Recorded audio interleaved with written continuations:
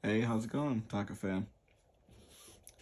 Here's the deck list that I've been working on that I talked about not too long ago. Now that all the events have passed and we kind of see what the meta is going to look like with the text and everything, so I'll show you what my branded list looks like that I've been kind of working on. Still going to make some changes, but I'll show you what I have. Alright, so we have the 3 Aluber and the 3 Albaz. These are standard. These don't change. So something that did change, I did decide to play 3 Cartesia. I just think more ways to fuse is how you don't lose. So just opening one of these along with the fusion deployments that I do play does give you more extenders and more ways to play. For this build, I'm still on the 1 Quinn. I see a lot of builds lately running 2, and I remember when I was running multiples, you can still use it. It's still really good. It's just she's not a starter, more of an extender, but not bad to draw either. And the other weird part, so the 3 Albaz monsters. So I've been up and down on the Mercuriers. I've been really wanting to play 2 because it just kept coming up. I don't know if it's just me, but I kept drawing this, and it was pretty much good to search off of Lost, of course, but sometimes you have ways to play around Ash and still resolve Branded Fusion because opening this card, so it does come up sometimes in combos. And then for the Bestials, I'm doing something different. I said I was going to do it one day, and I finally did. I decided to play 3 Lubellion. So, yes, the Bestials aren't super great, but in this deck, they're not hand traps. They're like combo pieces of all sorts. And getting to Lost is kind of important, but these being extenders are actually pretty good. Unfortunately, this card still sucks going second to me, but just having more ways to draw Bestials is good. And then for the other Bestials, so I'm only playing the 3. So I'm playing the 2 Saronir and the Magnemite. So I finally bumped him up to 2. I felt like he deserved the bump up, and he's one of the most important ones that you have. And Magnemite's just good. Searches any of your dragons in the whole deck. And these are actually not bad against fire anyway, all the Bestials, because they do play IP, they play SP, Link Rebo. You can still banish them, and you can do it during the end phase just to not play into like talents and stuff. And then for the spells, obviously the best spell in the game, 3 Branded Fusion, 3 Opening. And for my other starter, I'm playing 1 High Spirits in this build. As y'all know, I do like this card a lot, so I use it searching anything that I need, either if I need an extender, a negate, a fusion spell, or even just Albaz in general, and a draw. So this just covers all the bases. Get any other cards that you need in your deck. 1 red. Yeah, I did want to bump this to 2, but I guess I'll just more or less focus on like the resource management and just find other ways to see if I could play without needing a second. But it's not bad. Lost, definitely one of the best cards in your deck, especially this format. And going second, even if they have an Appaloosa on board, if you start with this and they don't get rid of it, and you do something like normal summon Albaz, as long as they don't have like a Veiler or Imperm, which might be asking a lot with how many hand traps everybody's playing, but this little combo protects you from Appaloosa because she does negate the activation. So 3 deployment. I was up and down on this card, cutting it to 2, because sometimes for me personally, I just kept always drawing 2. I don't know why. Maybe it's just my luck, but you still need it. It's pretty much another fusion spell. And then for some of the non-engine, I'm deciding to play the 3 Super Poly and 3 Thrust. Thrust is really good, especially in this version of the deck. because there's a card that I'm playing that it's going to be very interesting. And I'll explain it once I get to it. And then the last, Brandy Spell, Trap, Retribution, the brick that lives in my hand. And then for the thrust targets, I am playing the duplication. This is now standard. A lot of people already know about this. So we'll move it to the side and talk about the last one. So playing the Black Goat Laughs. This card's actually interesting and it's not too bad in this deck, but I'll explain what it does. The on-field effect, you just call a monster. Your opponent can't special summon that monster unless it's from the graveyard. So most times you can call something like a Flamebird's Dragon going first. You can even call Raging Phoenix just so you don't get OTK'd randomly. And you can also call Populous, but depending on your board, which I'll pretty much get to it. If you have something like a Jade, Jade could deal with the card that you don't call, pretty much. So you can call the card that prevents you from, dying, and then you can use Jade to deal with the other threat, pretty much. And the Graveyard effect, which is why the card's actually good going second. You banish it from the grave, you call a monster, that monster on the field can activate its effects. So something like Appaloosa. So just opening cards like maybe Super Poly, even Albaz, or even opening any of these cards, kind of discard cards when you're going second, actually make this card's benefits go up a lot because you just call a threat and your opponent can't use it. And it's even crazier if you're under a card like Lost. Because even under Lost and you successfully use your fusion summon, so like something like Lubellion.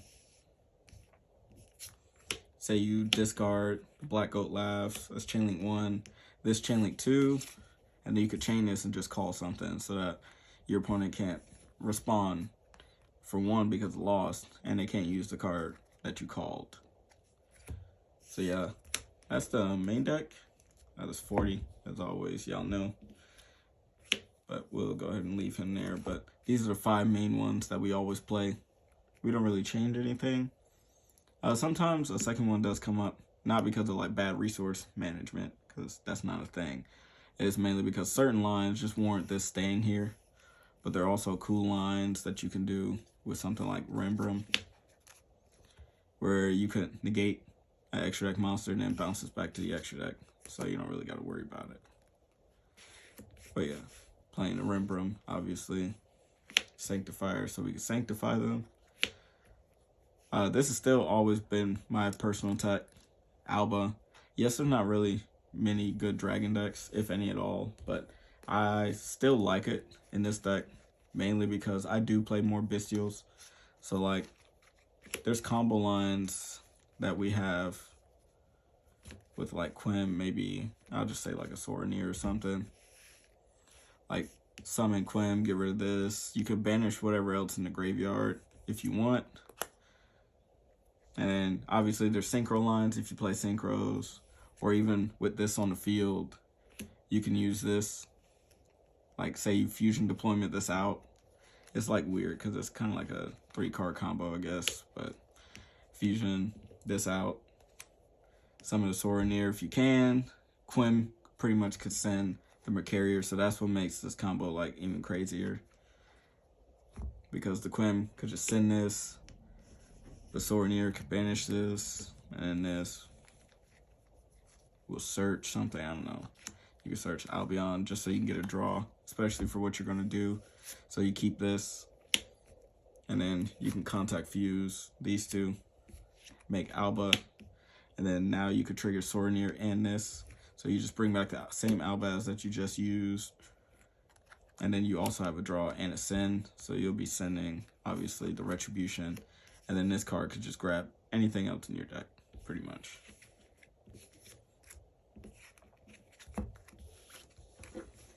And for the rest of the extra deck, obviously one Titaniclad, because this gets to Quim. It can get to Albaz randomly too if you need to.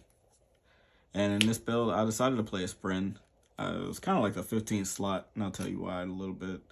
But it's not bad, because whenever you Rembrandt during your opponent's turn, you could, and you still have Mirror Jade on the field, because most times if you do this play, you're going to try to summon Mirror Jade. But what you can do, if you have Mirror Jade, this, summon Albaz, discard a random card, and then obviously you just take a monster that's special summon this turn and make this. And if it does survive, obviously you can move the column and just nuke it. So it's pretty simple. And then 1 Dust Dragon. There are lines that make 2 come up a lot, but I don't think it's necessary. But you still definitely can. Like, at least in this format, I don't think it's necessary. In previous formats, I was always an advocate for 2. So, and the fact that this could tag into the next card, which is Quiritus, or it could tag into the Quim, wherever she disappeared to. Oh, she was eaten by the deck. There we go. Yeah, either tagging out to either one of these, pretty good. Quiritus, this is actually like low-key really good right now for some reason. It's mainly because fire, they don't really have too many good reliable ways to deal with this, and just summoning this in defense, making her guy 0, you don't die. And if they kill it, which for some reason people still forget what this does, you just kind of float still. You just float into this, you can float into this, or a Luber or something. But mainly floating into this so that you can fuse again. Masquerade. So there are some times where you have this kind of play where you summon her and send this and you make this. Against fire, this is really difficult for them to play because they pay so many life points just to play the game, because all their Snake Eye monsters are smaller, and if they keep playing, obviously they're going to keep taking damage. So they're going to have to summon a monster that's at least 1600 to kill her, and most times that's going into the extra deck, unless they go straight to Tempo. But even using Tempo, you could probably just get rid of it. And even if they get rid of this with Tempo, they still didn't get rid of this, and you're still not dead because they went to battle. And if they do play, you just bring this back with Quim and then fuse into something else. So it's kind of sticky for them to deal with. And the fact that he's a chum blocker is good too. One of the main super poly targets is Mud Dragon, because you're not going to really make Garura, to be honest. If I was playing like Nadir Servant in this build, probably would. But you don't really need to, because you could use this called Fire, and they can just never target your stuff. They can never princess you, so you don't have to worry about it. So you can pretty much almost play for free, or at least interact with them without getting stopped by princess. And y'all know how I feel about this card, up and down, but I decided to put it in because I decided to cut Chimera, because I felt like he's not very necessary, to be honest. It's not like I want to blow up stuff. Like, fire cards just love being destroyed, so there's no point. And Voiceless, you can't destroy their cards anyway. The only things you could destroy are like their continuous spells and stuff. So it kind of doesn't make sense to me. So I just decided to play this instead. Obviously, you could play whatever you want, but yeah, that's the deck. Sorry for the long-winded explanations on a lot of this stuff, but just wanted to give you a little bit of my theory. And I'll probably go over like the last few cards that I was talking about playing. So I was thinking about playing another one of these, going into the main deck, playing 2. Because like I explained earlier, the applications with it, but still not bad. Or you could just side a second one when you know you're going first. I was testing the 1 Chaos Space just to get cards out of my hand and get to the Bestials, but kind of want to play Nidrol even more than some of this stuff in this deck does. Most times it doesn't hurt, but depending on your build, it can. But I wanted to focus on consistency. The Puppet, because I thought about potentially just only siding it, but there's definitely room in the main deck if you want to play it instead. But yeah, I think that's that. And then the other 2 Bestials, obviously post side, these go in all the time. Definitely makes Voiceless pretty free. Sometimes, obviously, if you draw them, but Voiceless just has a hard time against this deck anyway. Regain, obviously, because of the Bestials. I'm not playing talents in the main, so my problem with talents, make this quick, but obviously we play Thrust. Yeah, Thrust normally sets like the duplication or something, wherever it may be, once again. But that's pretty much it right? But if you're going first and they hand trap you, these were the initial two options. But sometimes you draw this. So what do you set off of this? I'm not going to set a Brain Infusion to get blown up or something like that. But that's why I went with the Black Goat. Because this card is actually still good. And this card doesn't do too much, you know, going first. Because if you do draw the targets pretty much, all the other cards that you would set are pretty much like blanks. They aren't very good. So that's why I opted not to play it. Siding it, yes. Main, probably not. White and second, High Spirits. I wanted to have more starters. That's why I considered this. I'm still going to play around with the build. And white's not bad, but because I play a lot of the Bestials. But, it sort of can be a brick sometimes. But at the same time, it feels like the deck lacks fusion spells. Or maybe that's just my luck. I don't know. And the last card I wanted to talk about was potentially playing Allure. But it's just kind of weird. I think Allure is really good in that, like, high count, you know, deck count for branded. But in the 40 card build, maybe not. But it just seems cool. Just, you know, for 2 free draws. But if you're going to play in the draw, it better have some sort of meaning. So, but yeah, you guys let me know what y'all think. And sorry it took so long to put out this profile. I've really been trying to get the testing done and like getting all the kinks out.